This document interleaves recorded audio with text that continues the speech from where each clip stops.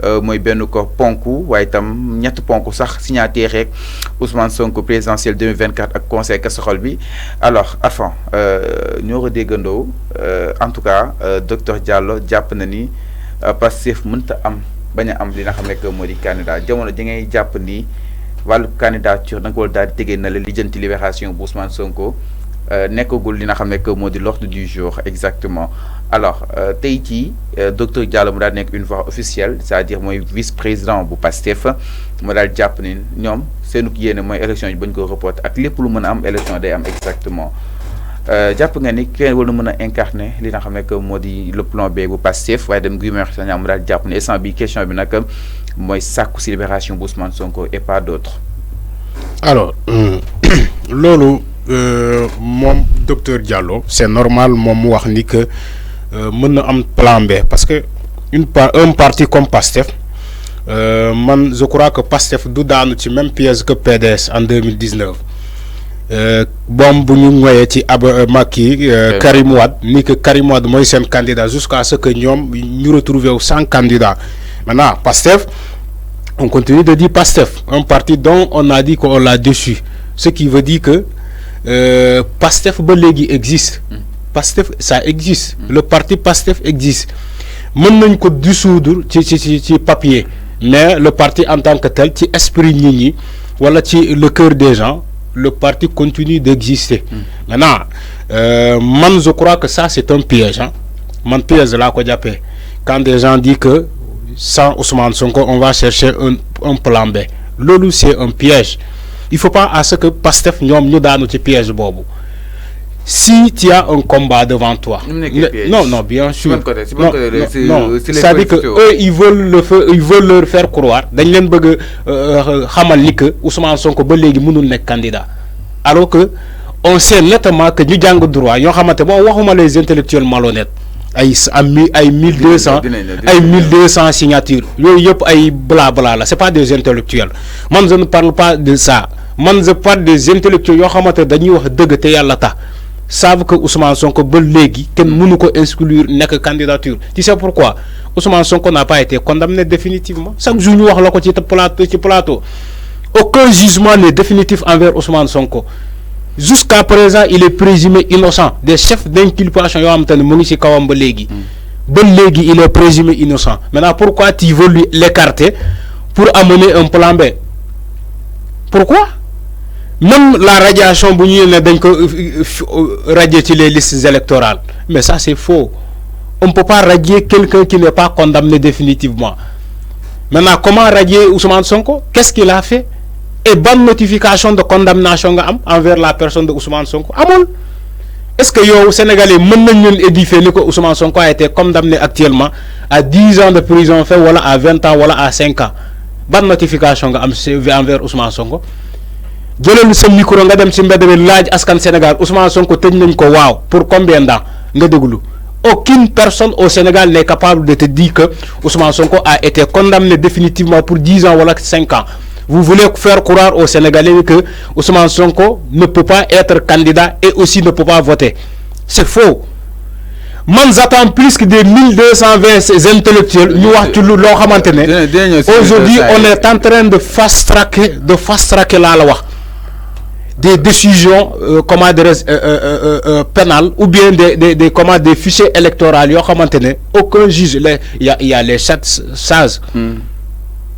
Il y a les 7 sages du Conseil constitutionnel. Est-ce qu'ils ont dit que Ousmane Sonko ne peut pas être candidat? Alors, mais est-ce que la décision lui est revenue? C'est-à-dire que dossier foofu la ñuy xamee. ñooñu ñoo mën a wax Ousmane Sonko mënul nekk candidat wala keneen képp ko taxaw ne la Ousmane Sonko mënul nekk candidat loolu yëpp c'est faux manipulation la. Maintenant ay docteur Diallo yoo xamante ne c'est des membres de Pastef. Il faut que ñu def très attention. C'est une voix officielle quand même. Mais bien sûr moo tax ma ne la war na def attention.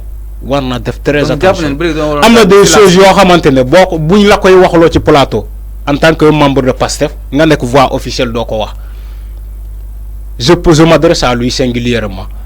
Il y a des choses yoo xamante ne boo nekk voix officielle ci un parti boo toogee plateau buñ lay waxloo même buñ lay waxloo ba suba doo wax da ngay essayer d'amener des alternatives d'amener des synonymes mais tu vas pas parler carrément le mot. pourquoi Guy Marius Sagna refuse jusqu'au moment où nous parlons que Ousmane Sonko on parle dinañ ko outal un plan B. Pourquoi Guy Marius? Mais c'est ça le comportement des membres d'un parti. Donc docteur. Non, il ne devait pas dire ça. Waru ko wax. Fi wa APR ak wa Benno Bokk Yaakaar ñoo nek fi dina non ñun dañuy xaar président tan. Ñun mom lañuy xaar mu tan. Ça dit que comment dire, pauvreté intellectuelle dans un parti weesul ngeen nak ay junni intellectuels yante dañoo jàng comme le président de la République actuelle ngeen tolloo ko moom nijaasa ay diplôme wala ngeen ëppali ko diplôme s'il faut ngeen toog ne ñun dañ koy xaar mu tànn c'est ce qu'on appelle comment dire, une carence intellectuelle dans un parti. Maintenant bu fekkee Pastef tamit ils sont dans cette logique encore c'est regrettable. Est-ce que eux ñom luñ doon woté projet buñ jaayoon askan Sénégal ñu ngi ci ba légui parce que man dama japp ni bu féké ñom ñu ngi ci ba légui on n'abandonne pas un camarade dans un champ de bataille. Demal laaj les militaires ils savent ce que je dis. On n'abandonne pas un camarade dans un champ de bataille. Mais bien sûr là où Ousmane Sonko a plus besoin ay ñoñom ñom il parle d'un plan B. Moi je m'adresse à docteur Diallo.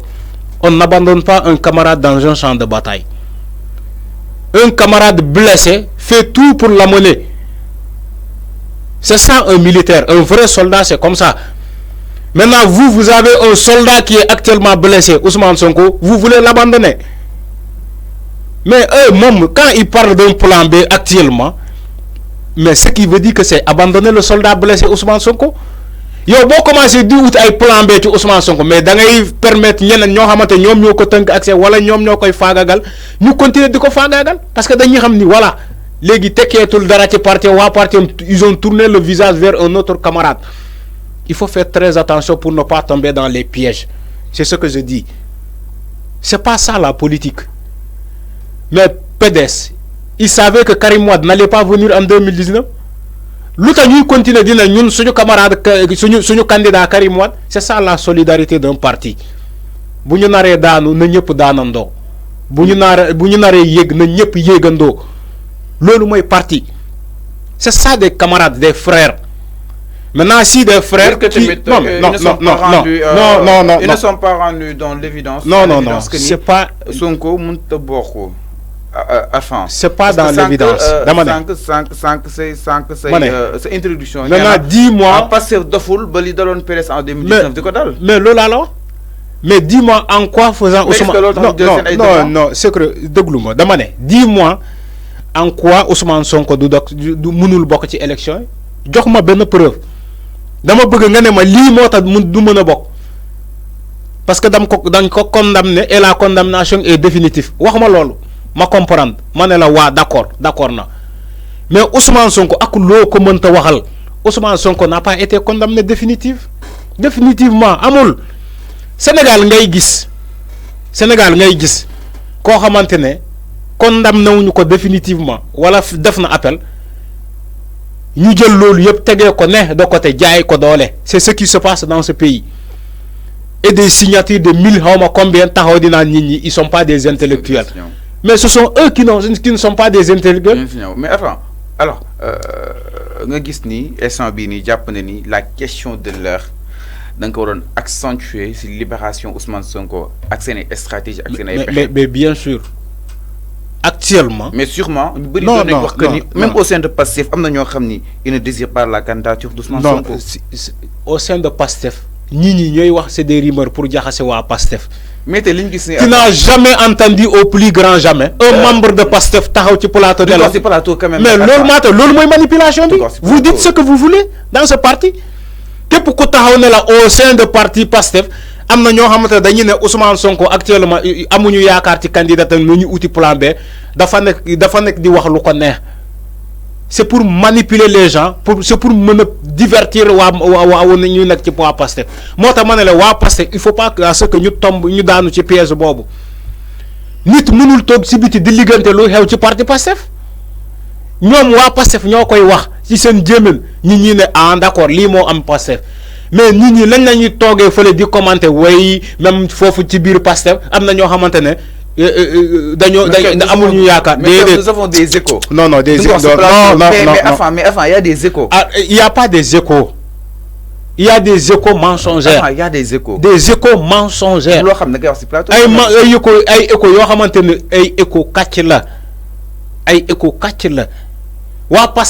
C'est le parti le plus structuré au Sénégal. Beaucoup de Pastef. Mais le long est jalon c'est le parti le plus organisé. Parti organisé. Là-bas,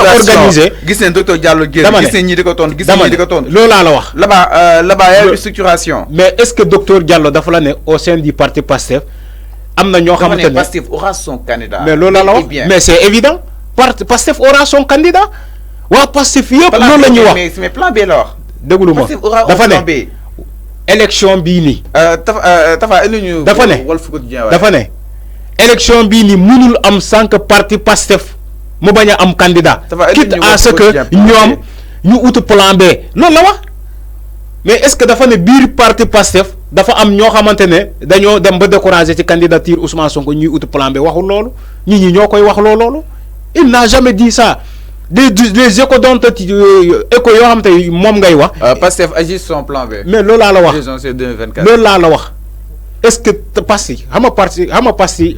parti Pastef ndeysaan dama la ne ça fait partie des partis les mieux structurés au Sénégal. Pastef bépp message bu ñuy def soit à travers un communiqué avec son logo Pastef, soit à travers un point de presse, ou bien les membres de Yewwi Askan Wi génnee communiqué wala ñu def point de presse.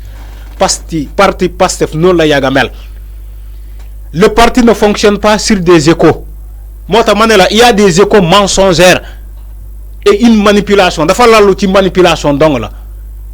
Parti Pastef musul wax lolu. Enfin, da nga yag wax que ni des fois ben parti bi dañuy prôner invalider candidature Ousmane Sonko jaarale ko ci ay mairie, jaarale ko ci ay préfet, jaarale ko ci ay préfet bu Ngor ak entre autres. Mais c'est des faits réels. Ñom ñoo def ay jalons yi Sénégal gis. Waaw, je peux poursuivre. Le fait que docteur Diallo lu mu wax nii day may occasion ñeneen ñoo xam dañoo invalider déjà candidature Ousmane Sonko ñu ne kat même à son sein fa nga xam ni itam mooy zanu Pastef invalider li nga xam ne moo di candidature am donc day nekk benn que da leen faciliter pour ñu daal di gaaw liquider ki nga xam ne moo di Ousmane Sonko. Parce que ñoom xam nañ ni compétence Ousmane Sonko fi mu jaar impôt domaine peut-être su nekkee candidat lu bëri aurait changé exactement donc est-ce que jàppoon ni Dr Diallo a fait une mauvaise communication et que Pastef structuration bi ça reste parce que même su nekkee dañuy am plan B sax yàgg nga ko wax que ni ñoom nañ ko denc bu nga ko génnee neen focus Ousmane Sonko comme ni PDS daal di defoon exactement donc tey ji mu ne wax na donc li nga xam ne que moo di ils ont abandonné Ousmane Sonko si champ de bataille yi waaye itam lu bëri wàcc na jëm si li nga xam ne moo di sympathisant donc dañuy naan waa Pastef amaan ne benn ko candidat donc là quand on parle une structuration est-ce que tey ci nga xam ne mooy docteur Diallo tey def nga ko preuve. Docteur Diallo il a fait une mauvaise communication sans que yaa ngi ko doon wax c'est-à-dire que je voulais pas dire dès le départ qu'il a fait une mauvaise communication. Mais ñaata yoon nga dégg les sorties de El Malick Ndiaye, de Birame Souleye Diop, de Ngagne Demba Touré. Est-ce que tu as une fois entendu ces têtes là ñu ne la il y a un plan B ou bien on va chercher un plan B. Est-ce que tu as une fois entendu ces têtes? Non dama lay jox rek benn astuce. Est-ce que tu as entendu ces têtes là? Mais docteur Diallo ñoo xamante responsabilité. Non déglu ma que ñooñu ngay wax. Docteur Diallo ñu bëri sax xamuñu ko ci Pastef. waaw mais muy am na ñoo xamante ne ci journée la ñuy lire ñoo xam ne docteur Diallo mi ngi ko en Pastef la bokk. mais man je te parle des têtes yu fës ci Pastef yoo xamante ne boo tuddee El Malick même xale bu ndaw xam na ni Pastef la bokk boo tuddee Birame Souleye Diop benn xale bu ndaw xam na ni kii membre Pastef la boo tuddee Ngagne Demba Touré benn sénégalais lambda xam na ni kii Pastef la bokk ainsi de suite Bassirou Diomaye Faye. Est-ce que tu as une fois entendu ces têtes là que je viens de citer ñu wax la un plan B au sein de Pastef? Est-ce que dégg nga ko? Mais loolu mooy wane ni que c'est de fausses allégations. Le docteur Diallo certes c'est un membre de Pastef mais il a fait une très mauvaise communication. Docteur Diallo divulgué na li nga xam ne jamono ji parti Pastef ñu koy waxtaanee. Non waxuma ni divulgué na. dafa ne il a fait non c'est que jamono ji loolu ñu ngi waxtaanee c'est évident. Tu es un journaliste il faut pas baser dañuy déduire sur des non attends quand tu es journaliste, il faut chercher à savoir ce qui se passe. Il faut pas se baser sur de fausses constatation au sein de Pastef. Si tu dis sûrement, là je suis d'accord. Mais elle va déduire. Maintenant, quand tu parles radicalement, tu affirmes, tu confirmes les propos, je te dis que un journaliste ne devait pas faire comme ça. Non, déduire, exactement. Mais déduire. Tu as raison quand tu dis sûrement. Mais ce n'est pas la réalité. Sûrement, lui, peut-être constatation. Damane, parti Pastef la wax, ça fait partie des partis les mieux structurés au Sénégal. Tay ñu fay gis bourdi dafa xew. Non, amul bourd. Parce que yag na bourd. Ba légui ban dis-moi ban bourd. Non, là aussi dafa na bourd. C'est le député de Thiès. Biram Souleye Diop dafa na bourd gën di balu. Mais il y a pas mal de bourd. Tu parles des propos individuels. Man, je ne parle pas des propos individuels. Birahim Souleye Diop, il a attaqué moi personnellement. Mais non, c'est que dans mes deux groupes, me poser question. Dans mes deux groupes, incarné. Parti. Me poser question dans mes deux groupes. Birahim Souleye Diop, il s'est adressé au chef de l'État à son nom. Oui, mais c'est pas le parti Pastef qu'on connaît. Maintenant, quand je parle de structuration, je parle le collectif du parti, ñom lañuy waxtané. Man je ne te parle pas des propos individuels comme ce qu'a tenu le docteur Diallo. Ah, docteur Diallo. Non. Ça n'engage que lui. Même ce qu'il a dit, c'est pour lui. C'est-à-dire que ci yaxina mom dafa japp ni que ñun Pastef mom dafa japp ñom Pastef mënuñu dem élection mënul am sans ñom ñu am parti. Waxul lool daal. Mais lool c'est ses propos. En d'autres termes lool la bëgg wax. OK. waaw waxal noonu na ko interprété. ma ne loolu la ko bëgg a wax mais wax Sud FM ñu déglu ko. ma ne man déglu naa ko. am na plan B. non attends ma ne parce que day bokk ci élection yi dañuy bañ. day bokk ci élection bi ñoom soo leen bañ. loolu c'est évident ñoom dañuy bokk ci élection bi.